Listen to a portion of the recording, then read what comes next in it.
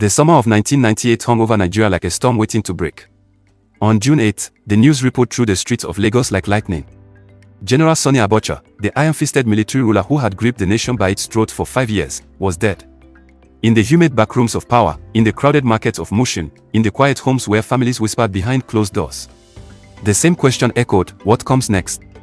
General Abdulsalami Abubakar rose to power with a promise on his lips: democracy. A word that felt foreign on Nigerian tongues after years of military boots crushing dissent. He spoke of transitions, of elections, of hope. The Independent National Electoral Commission was established. Local elections were planned. May 1999. That was the date. The deadline for freedom. But Nigeria had learned not to trust promises. Just 3 weeks after Abacha's death, on July 7th, Chief MKO Abiola, the people's president, the man robbed of his rightful victory in 1993, died under mysterious circumstances. The nation that had dared to hope now collapsed into grief. Riots erupted. Blood stained the streets. The air itself seemed to mourn. Nigeria was a country standing at the crossroads between its painful past and an uncertain future. Between death and rebirth. Between tyranny and the fragile promise of democracy. And it was into this world, this cauldron of chaos, grief, and desperate hope, that a baby boy took his first breath. The date was July 6, 1998. A Monday. The kind of day that starts like any other. Bright, humid, ordinary. Inside the General Hospital in Mushin, Lagos State, a young Yoruba woman labored through the final hours of her pregnancy. Outside, the city churned with life, street vendors calling out their wares, downfall buses honking through traffic, the distant echo of political protest still fresh in the collective memory. And then, he arrived. A cry pierced the air. Strong. Defiant. Alive. The nurses wrapped the newborn in cloth and placed him in his mother's arms. His father stood nearby, his chest swelling with pride. His firstborn. A son. They named him ASOD. But there was something about this baby, something the nurses noticed immediately. Something that would mark his destiny. If you're enjoying this story, hit that like button and subscribe. Trust me, you don't want to miss what happens next.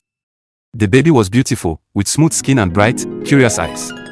But there was something else, something the older nurses noticed immediately, something that made them exchange knowing glances.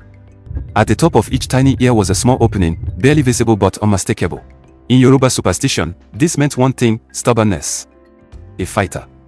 A child who would never bend easily to the world's will. The father smiled. Perhaps, in a country like Nigeria, that wasn't such a bad trait to have. While families across Nigeria buried their dead, victims of political violence, of the Jesse pipeline explosion that had incinerated over 1,000 souls just months before, this family celebrated life. While General Abubakar laid out his roadmap for democracy, trying to steer a wounded nation toward healing, baby ASOD lay in his mother's arms, oblivious to the weight of history pressing down on the land of his birth. But history has a way of marking the children born in its shadow. ASOD entered a Nigeria suspended between hope and despair. A nation where a terror leader had just fallen, where democracy was promised but not yet proven, where every heartbeat felt like a gamble. He was born just weeks after Abacha's death, as if the universe itself had waited for the tyrant to fall before allowing new life to flourish. Welcome to Nigeria, baby ASOD. This is not just a story. This is not fiction. This is the true history of a boy born between two deaths, the death of a dictator and the death of a dream. A boy whose life would unfold against the backdrop of a nation struggling to find itself. Every life begins somewhere. ASOD began here, in the chaos of 1998, in a hospital in Mushin, in a country learning to breathe again. But this is only the beginning. What shaped the boy with the stubborn ears? What trials awaited him in a nation still finding its feet? What would become of the child born in Nigeria's most turbulent summer? The answers lie ahead. This is the life and times of ASOD.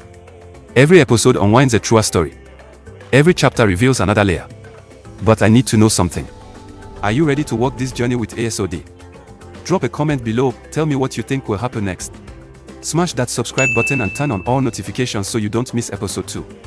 And if this story gave you chills, hit that like button right now. Because this story is just getting started.